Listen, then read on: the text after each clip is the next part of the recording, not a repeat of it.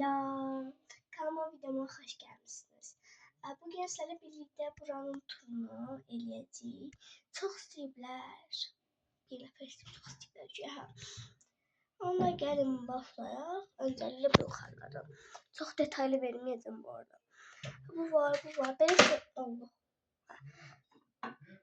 Burada kremlər, qalxaltı, bədən spreyi var. Burası ise atamındır. Bu saç spreyidir. Öneriyorum bu arada. Buradan bulanlar olmuş. Burası da boştu. Oy. Burası bizim daraq, güzgü koyma yerimizde. Mesela orada bakın benim mikrofon var. Burada yani adı atanın silmesi kimi gelir. Buradan rengini bilirsiniz. Burası aslında derman kabı var. Yine anam onu götürüp ona göre. Tam görünmüyor. Buradan tege. Burada bizim ürünlerimiz var. Benim bakım videoma bakanlar görer. Bu fenler var burada. Bakın bu anamın fenleri. Bu ikisi anamındı. Bu da anamındı.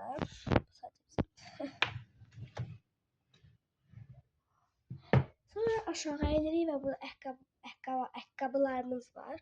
Karofka. Benim ayakkabım. Anamın ayakkabısı. Tapçıka. Kimin ayakkabısı? Hemenin. Tapçıkalarımız var. Allah. Burada ayakkabı var. En arkada da var. Bilmem görürsünüz. Gözün arkadan böyle verim görün. Gördünüz mü?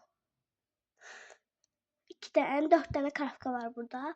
Bunun adını ben yazmıştım aynı. Sonra burada en güzel yapıştıran kleylerimiz var. Buna dokunmuram ben çok bak.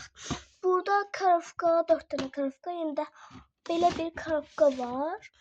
Bu kadarıydı. Bu tarafı göstereyim.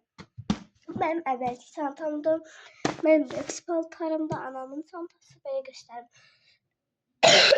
Buraya göstereyim yatma çıkıp. Göstermiyoruz mu? Böyle bir gül var. Bunu o videomda göstermiş olabilirim. Gözüm bunu şey koydum. Gözün kapak fotoğrafı seçin. Allah gözün. Hadi koy kapak fotoğrafı çektim. Okey.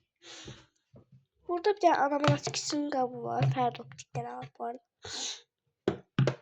Sonra burada atarlar var. O var. Bu arada hani bəziləriniz deyirlər ki, hava atmaz. Çox xeyir, mən hava atmam. Sadece videom ne istəyirlərsə onu çəkirəm. NGST. Bu dedim kanalımın çantaları başqa ne var?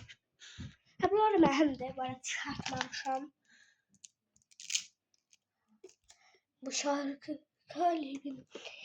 Bir de buydu dostlar, bu resepti diyorsun. Burada göstermede başka yeri yoktu. Ben dostlar videomun sonuna geldik. Kanalıma abone olmayı unutmayın. Ben Beciş'te sık severim. Bye. Bu arada sen benim kanalımı başka bir ailenizin, yani anamızla, atamızla, bazımın telefonuna abone olmayı unutmayın. Bye.